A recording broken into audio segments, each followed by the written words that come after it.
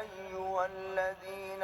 آمنوا إذا قمتم إلى الصلاة فاغسلوا وجوهكم وأيديكم إلى المرافق وامسحوا برؤوسكم وأرجلكم إلى الكعبين وإن كنتم جنبا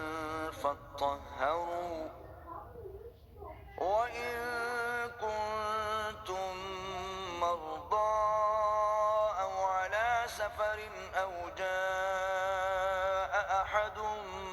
منكم من الغائط أو لامستم النساء فلم تجدوا ماء فتيمموا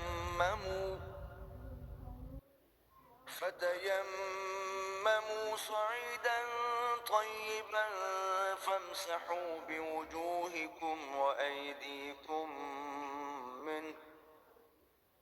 ما يريد الله ليجعل عليكم من حرج ولكن يريد ليطهركم وليتم نعمته عليكم لعلكم تشكرون